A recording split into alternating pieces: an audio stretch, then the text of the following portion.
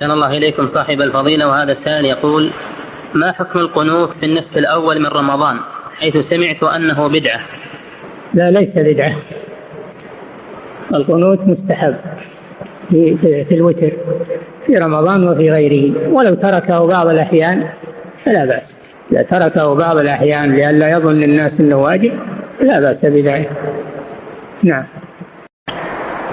أحسن الله إليكم صاحب الفضيلة. وهذا السائل يقول: ما حكم القنوت في النصف الأول من رمضان، حيث سمعت أنه بدعة؟ لا، ليس بدعة. القنوت مستحب في الوتر في رمضان وفي غيره، ولو تركه بعض الأحيان فلا بأس. إذا تركه بعض الأحيان لئلا يظن الناس أنه واجب لا بأس بذلك. نعم. Kunut witir menurut mazhab Hanafi sunnah dilakukan sepanjang tahun full. Kalau ada imam yang dari awal Ramadan dia sudah baca kunut, itu dia pakai pendapat Hanafi. Maliki tak ada pakai kunut.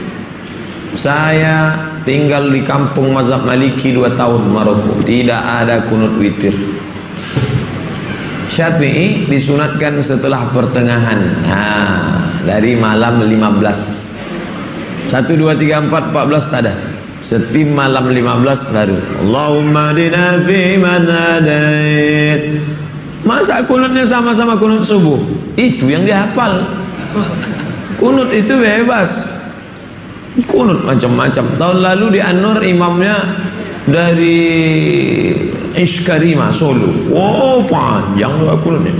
Hafal Quran, ahli qiraat, bahasa Arab mantap, kunutnya panjang, umur 19 tahun. Masya Allah, segar hafalan. Mazhab Hambali dianjurkan sepanjang tahun. Hanafi dengan Hambali sepanjang tahun. Syafi'i malam 15 sampai ujung. Maliki tak ada sama sekali. Apakah disyariatkan kunut witir setiap malam, baik Ramadan atau di luar Ramadan? Dan bolehkah hanya sesekali melakukannya? Juga tentang kunut witir yang dimulai dari pertengahan bulan Ramadan. Kunut witir itu diajarkan oleh Nabi sallallahu alaihi wasallam kepada Al Hasan bin Ali bin Abi Thalib radhiyallahu anhuma. Diajarkan untuk dibaca di kunut witirnya di salat malam. Allahumma hdini fi man hadait wa afini fi man afait, dan seterusnya. Jadi itu asal kunut witir. Pengajaran Nabi kepada Al Hasan bin Ali radhiyallahu anhuma untuk dia baca di salat malamnya. Salat malam itu kunut witir. Tatkala puasa, tatkala salat tarawih, bagian dari salat malam. Karena salat tarawih itu salat malam juga. Hanya saja disyariatkan berjamaah di bulan Ramadan di awal malam. Iya. Makanya dibolehkan untuk witir juga karena dia sama salat malam juga. Adapun hadits yang mengatakan kunut witir dari pertengahan Ramadan itu haditsnya lemah. Riwayatnya lemah. Karena asal kunut witir disyariatkan pada sholat malam, maka boleh dia kunut witir dari awal Ramadan sampai akhir Ramadan. Dari awal Ramadan sampai akhir Ramadan. Iya.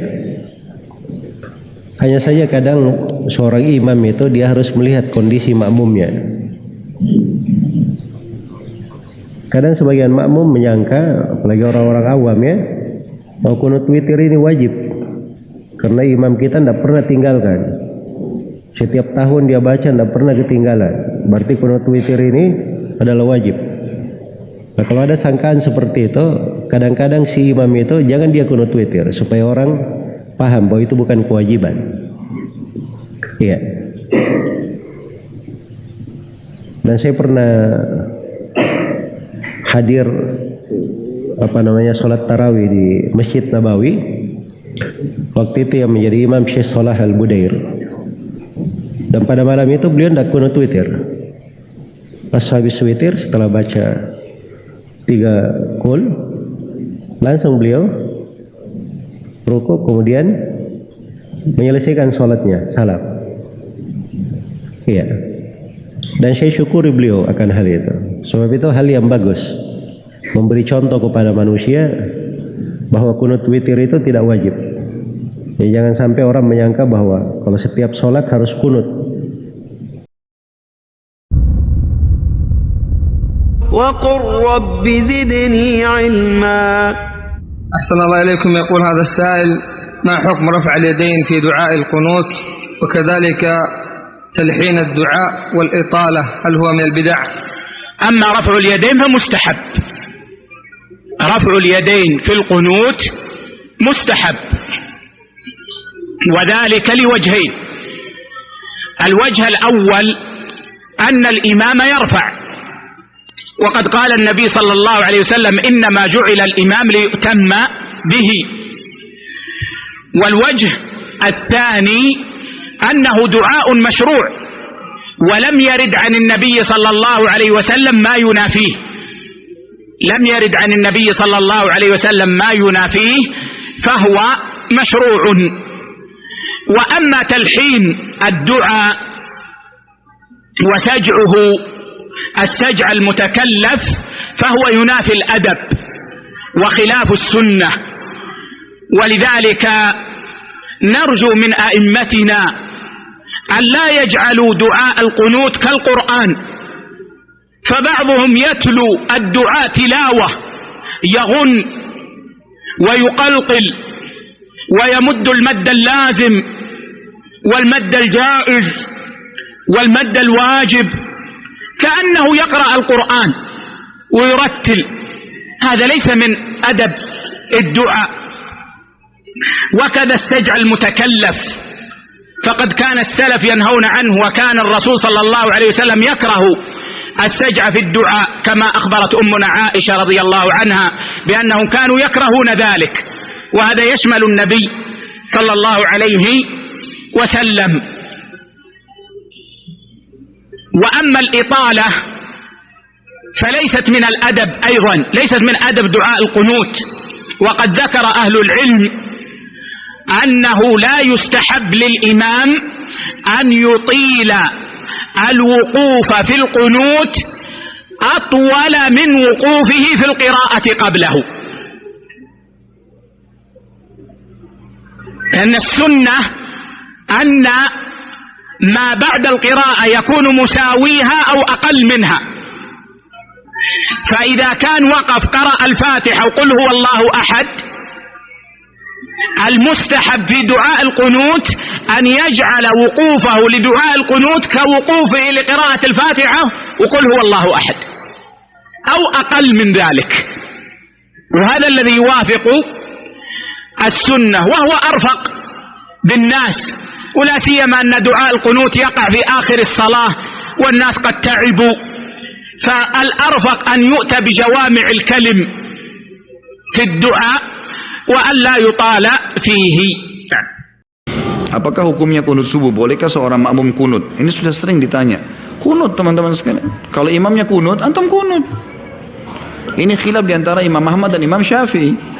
Imam Ahmad mendhaifkan hadis tentang kunut subuh, Imam Syafi'i menghasankannya, gitu kan? Dan keduanya ulama besar nih. Keduanya ulama besar. Dan pernah Imam Ahmad ditanya, waktu itu Imam Ahmad ini pernah jadi muridnya Imam Syafi'i ya. Setelah mereka jadi bubar, maksudnya bukan bubar, berpisah maksud saya ya, berpisah. Imam Syafi'i tinggal di Mesir, Imam Ahmad tinggal di Irak, maka murid-murid Imam Ahmad menjalankan banyak yang disampaikan oleh beliau sebagai fatwa. Lalu sempat muridnya bertanya, "Hai Imam, kalau kami sholat di belakang orang-orang yang madhab Syafi'i, apakah kami kunut?" Kata Imam Ahmad, "Kalau kau tidak mau kunut, jangan ikut sholat." Artinya harus kunut. Hormatin orang itu, karena ini hadis masih diperselisihkan, tapi hadisnya ada. Beda hadis maudhu ya, hadis bohong itu baru lain, gitu kan? Tapi kalau antum mau ngamalin sementara antum sendirian, antum sholat, memang orang jamaah sudah faham, antum jadi imam, silakan, juga nggak masalah. Jadi orang bisa saling menghormati, gitu kan? Tapi yang jelas khusus untuk kunut yang tidak diperselisihkan adalah kunut witir. Ini sayangnya di Indonesia kita tinggalin. Kita kalau tarawih jarang kunut, biasanya 10 terakhir baru kita kunut. Itu di Masjid Haram tuh tiap malam mereka kunut. Karena memang hadis yang sahih tidak diperselisihkan adalah kunut di witir. Dengan bacaan kunut yang sama ya.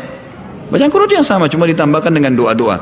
Dan juga perlu kita luruskan sekalian, teman-teman sekalian. Ada sebagian orang yang menyebarkan kalau kunut itu di tengah-tengah harus menghilangkan suara. Ini sama sekali tidak ada panduannya. Jadi kunut baca-baca semua sekalian. Fa innaka taqdi wa la yuqda alaik sampai habis ini mereka kecilin suara. Kalau ditanya kenapa, mereka juga nggak punya jawaban. Gitu kan? Jadi semua saya jangan baca kunut semua sekalian. Karena itu kan memang disunnahkan oleh Nabi SAW.